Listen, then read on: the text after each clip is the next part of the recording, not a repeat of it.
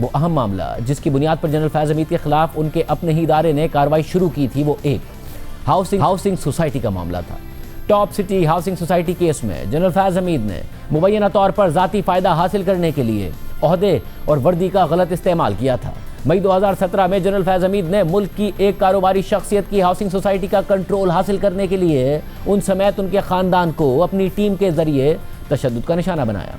Rangers और ISI के अहलकारों को अपने ज़ाती फ़ायदे के लिए इस्तेमाल करके उस हाउसिंग सोसाइटी के मालिक कंवर मुईज़ के घर पर छापा लगवाया, उनके घर का साजो सामान लूटा और फिर उनको गैर कानूनी तौर पर अपनी तहवील में रखा। 12 मई 2017 को यह वाक़या पेश आया था, जिसे 19 मई 2017 को हमने अपने प्रोग्राम में उठाया था। ये वो ज़माना था जब जनरल फैज़ हमीद बग़ैर किसी रुकावट के जो करना चाहते थे करते थे और कोई उन्हें रोकने वाला नहीं था, कोई सवाल उठाने वाला नहीं था। मगर मारूफ तहक़ीक़ाती सहाफ़ी एजाज़ सैयद ने इस खबर पर काम किया और 19 मई 2017 के प्रोग्राम में हक़ाइक़ हमने आवाम के सामने रखे।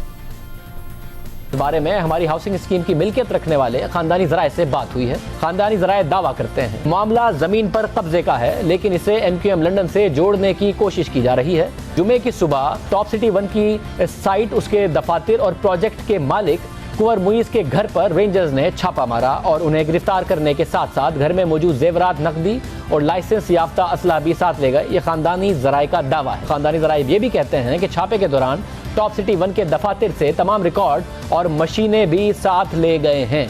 खानदानी ज़राए के दावे के मुताबिक उनकी हाउसिंग स्कीम पर पिंडदाद खान के चौधरी कब्जा करना चाहते हैं और उन पर डील करने के लिए दबाव डाला जा रहा है। 12 मई की सुबह 60 के करीब सिक्योरिटी एहलकार जो सादा कपड़ों, रेंजर्स यूनिफॉर्म और ATS की वर्दी में थे, वो रावलपिंडी इस्लामाबाद के मुख्तलिफ इलाकों में दाखिल हुए, जिनमें top city 1 housing society, G11 में इस सोसाइटी के दफातर और हाउसिंग स्कीम के मालिक कंवर मुईज़ का घर भी शामिल था। हमें जो इतलात मिली हैं उनके मुताबिक कुछ हल्के इस हाउसिंग सोसाइटी की इंतज़ामिया से कोई पैसे भी हथियाना चाहते थे और उनमें एक खुफिया अदारे के कुछ एहलकारों का, कुछ अफसरों का नाम भी शामिल है। मई 2017 में जब जनरल फैज़ हमीद बहुत ताकतवर थे, उस वक्त हाउसिंग सोसाइटी का स्कैंडल आया।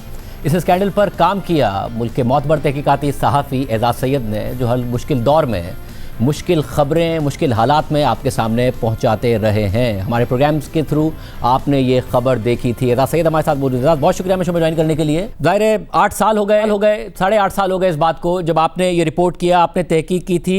इस हवाले से उसकी तफसीलात तो हमने बताई हैं, वो क्या स्कैंडल था, मामला उस वक्त जब हुआ उसकी तफसीलात बताइएगा। शाहज़ेब बहुत बहुत शुक्रिया। शाहज़ेब, सबसे पहले तो उस वक्त अखबारात में और टीवी चैनल्स के ऊपर एक मामूल की खबर आई थी कि रेंजर्स ने रेड किया है एक निजी हाउसिंग सोसाइटी के ऊपर और इसके ऊपर मुख्तलिफ लोग मुख्तलिफ रिपोर्टिंग कर रहे थे, लेकिन हमने खबर के अंदर की खबर दी थी कि इसके पीछे है क्या। और एट दैट टाइम आपको पता है कि फैज़ हमीद जो है वो बड़े ताकतवर एक अफसर थे, एक इंटेलिजेंस एजेंसी के एक बड़े पावरफुल विंग को हेड कर रहे थे और बाद में उस पूरी इंटेलिजेंस एजेंसी के सरबराह बना दिए गए। उस वक्त हमने बताने की कोशिश की थी और बताया था कि दरअसल इस सारे मामले के पीछे ये हैं और असल हकायक ये थे कि ये इनकी नज़र जो थी वो उस हाउसिंग सोसाइटी की ज़मीन के ऊपर थी और ये चाहते थे कि इस ज़मीन को उनके भाई के नाम या उनके बेनामी हवाले कर दिया जाए।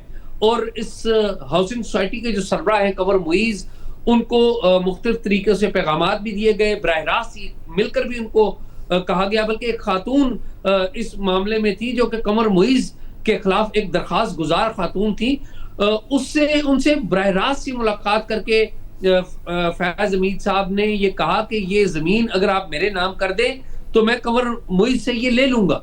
और ये वो बात है जो उस खातून ने बाकायदा कंप्लेंट की सूरत में भी दी थी और कंवर मुईज़ को जो थ्रेट्स मिल रहे थे उन्होंने भी इनको रिकॉर्ड के ऊपर लाया था, लेकिन एट दैट टाइम कोई सुनने वाला नहीं था और कोई भी इस बारे में रिपोर्ट करने के लिए तैयार नहीं था, ना कोई रिपोर्ट कर रहा था।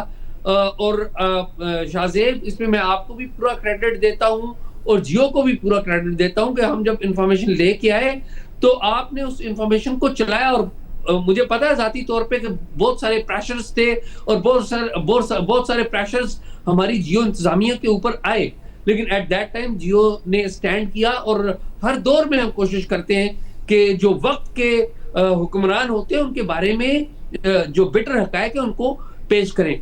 अब ये मामला जब पेश किया गया, बताया गया, तो इसके ऊपर ज़ाहिर है प्रेशर आना था, आया, और बाद में ये उसी अदारे के सरबराह भी बन गए। और जब ये उस अदारे के सरबराह बने तो आपको पता है कि इस सारे मामले को दबा दिया गया, और ये सोचकर दबाया गया कि शायद इस मामले को कभी इस मामले को रोशनी नहीं मिलेगी, इसकी सुनवाई नहीं होगी।